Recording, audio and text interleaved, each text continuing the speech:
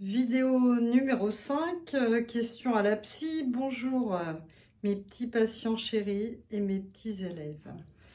Alors aujourd'hui, on va continuer sur choisir son psy et on va on va regarder la question des écoles.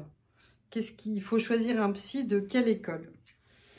Alors, contrairement à différents savoirs où les différentes sciences où les savoirs remplacent les savoirs plus anciens, c'est pas du tout comme ça en psycho. On pourrait même dire que les savoirs s'accumulent.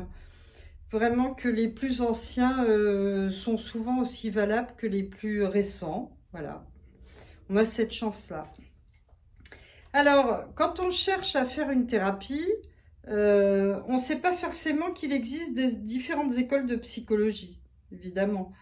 Ces écoles, ça désigne pas les universités où les étudiants vont apprendre la psycho, hein. C'est pas de ça dont je parle, mais plutôt des courants de pensée en psychologie.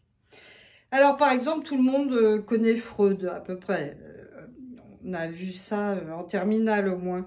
Freud, il avait exploré l'inconscient, surtout sous le biais des pulsions et du coup des mécanismes de défense contre ces pulsions. Par exemple, tout le monde connaît le complexe d'Oedipe où on veut épouser papa ou maman.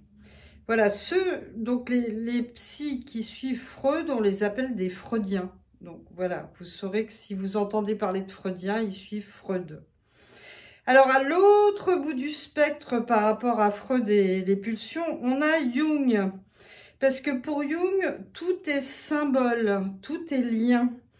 On lui doit par exemple l'inconscient collectif, la notion d'inconscient collectif et d'autres notions très intéressantes à découvrir. On en parlera dans d'autres vidéos.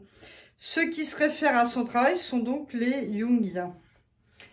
Alors, on a aussi un autre que moi j'aime beaucoup, c'est Adler. Et tout le monde en fait connaît Adler sans connaître son nom, puisque tout le monde connaît le complexe d'infériorité, voilà, qui est très célèbre. Donc Adler, c'est la comparaison sociale. Voilà, alors on trouve rarement des thérapeutes adlériens, mais un certain nombre de thérapeutes connaissent ses travaux. Alors, donc voilà, beaucoup de psychanalystes, de psychologues ont contribué à construire cette science en étudiant la partie de la psyché qui les intéressait, qui leur parlait. Et au tout début de ces études, ils étaient en rivalité. Donc, il y avait vraiment des psys de telle ou telle école qui pensaient que vraiment, il y avait une voie, un problème dans l'inconscient à résoudre, et donc ils étaient en rivalité.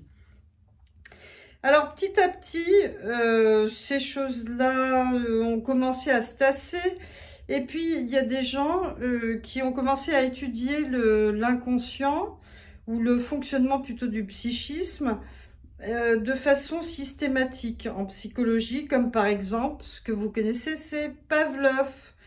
Le réflexe de Pavlov, il l'a étudié en conditionnant des chiens. Et puis, on sait que pour nous, c'est pareil. On peut associer des stimuli avec un certain résultat, une réponse.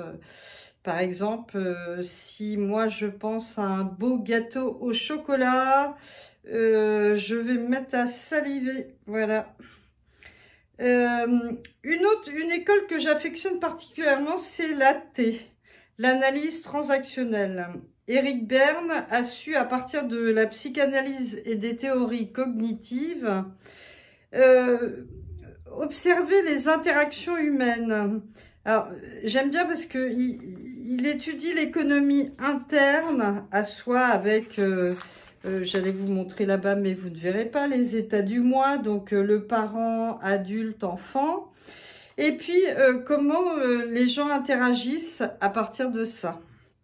Donc, c'est vraiment intéressant, l'analyse transactionnelle, enfin pour moi, voilà. Ensuite, on a vu que les écoles de psychologie sont davantage intéressées à comment approcher le patient. Alors ça, c'est vraiment l'approche humaniste. Voilà, comment on considère le patient. Alors, pourquoi cette histoire d'école, c'est important? Parce qu'on se dit, après tout, ça m'est un peu égal, j'ai envie de faire une psychothérapie, moi, j'y connais rien, je vais aller voir, bah, voilà, la première personne qu'on me recommande, ou voilà, ou proche de chez moi, ou de mon travail. Alors, eh ben non, c'est pas comme ça qu'il faut voir les choses, parce que c'est vraiment important. Un psy qui appartient à une école tient souvent à, quelque part, prouver ses théories ou se conforter dans ses théories, vous voyez. Et ça peut complètement écraser ce que vous avez, vous, à exprimer. Je me souviens de mon premier psy, par exemple. Moi, j'avais une problématique d'abandon de l'enfance, un traumatisme. Et donc, en fait, selon la théorie de l'attachement, je me sentais pas en sécurité avec des adultes et tout. À 18 ans, mon monde a été complètement déstabilisé parce que j'ai commencé des études très difficiles dans un milieu social, un lieu très très différent de mon milieu social d'origine. J'étais donc complètement déstabilisée, j'ai eu des crises d'angoisse. J'ai commencé à aller en thérapie et voilà que je suis tombée sur un freudien. Et pendant un an et demi, cette thérapie n'a servi à rien parce que le gars voulait à tout prix analyser mon Oedipe, alors que moi, j'avais des angoisses, c'était plutôt des problèmes de théorie de l'attachement, des problèmes de sentiment d'infériorité, aussi d'incapacité, donc plutôt des choses, vous voyez, qui relèvent de l'école de Adler. Donc, vous voyez que ça n'allait pas du tout et il m'a pas permis de résoudre mon problème d'angoisse. Je l'ai résolu plus tard, mais quand j'ai eu en face de moi les bonnes personnes. Alors, comment faire? Allez voir sur le site internet du psy ou demandez-lui à quelle école il se réfère. Voilà, vous lui posez la question. Et puis, une fois que vous avez le nom, allez lire un peu sur cette école pour voir si ça vous convient. Vous voyez, si vous dites, tiens, oui, ça me parle, ça. Et puis, voilà, la dernière chose que je voudrais vous dire, c'est que depuis une quinzaine d'années, il y a ce qu'on appelle, ou peut-être plus, mais je crois pas, l'approche intégrative. Et ça, c'est vraiment passionnant parce que si le psy s'est formé et donc il y a ses références de base, vous voyez, en fait, dans l'approche intégrative, il s'est ouvert à toutes, ou elle s'est ouverte à toutes les autres écoles et les a intégrées dans ses outils, comme sa boîte à outils, vous voyez. Et plutôt que d'avoir une petite boîte à outils d'une école, eh ben, le psy a une grosse boîte à outils avec plein de choses de différentes écoles. Et ça, c'est vraiment une richesse pour les patients parce que on peut vraiment être entendu. Le psy a des tas de références en tête et pas seulement une théorie. Du coup, vous ne vous sentirez pas écrasé, vous pourrez vous exprimer plus librement. Je recommande d'ailleurs aux jeunes thérapeutes de ne pas faire l'impasse sur ça.